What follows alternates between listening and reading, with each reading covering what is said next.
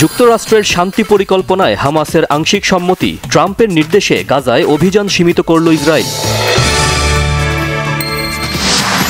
শান্তি পরিকল্পনা বাস্তবায়নে সহযোগিতার হাত বাড়ানো প্রতিটি দেশকে মার্কিন প্রেসিডেন্ট ডোনাল্ড ট্রাম্পের ধন্যবাদ।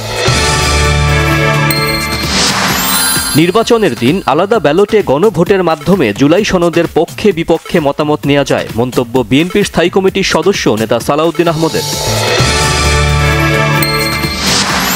প্রশাসনের শীর্ষ পদগুলোতে একটি ধর্মভিত্তিক দলের অনুসারীদের বসানো হয়েছে বলেছেন বিএনপির সিনিয়র যুগ্ম মহাসচিব রুহুল কবির রিজভী।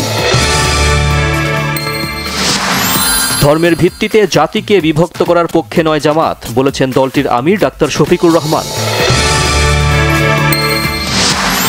আগামীকালের সভায় জুলাই সনদ বাস্তবায়নের পদ্ধতিতে একমত হতে পারবে রাজনৈতিক দলগুলো, অপেক্ষায় জাতীয় ঐকমত্য কমিশন। শহীদ মিনারে ভাষা সৈনিক আহমদ রফিকের মরদেহে শেষ শ্রদ্ধা, পরে শোভাযাত্রা করে নিয়ে আসা হয় বারডেমে।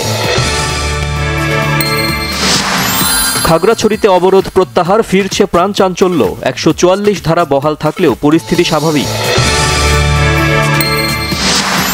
বেকারত্বের অবসান, দুর্নীতি দমন এবং শিক্ষা ও স্বাস্থ্য সেবা পরিষেবার মান বৃদ্ধির দাবিতে জেনজি প্রজন্মের বিক্ষোভে উত্তাল মরক্কো। চমক দিয়ে ফুটবলে দুটি আন্তর্জাতিক প্রীতি ম্যাচের জন্য আর্জেন্টিনার দল ঘোষণা কোচ লিওনেল স্ক্যালোনি।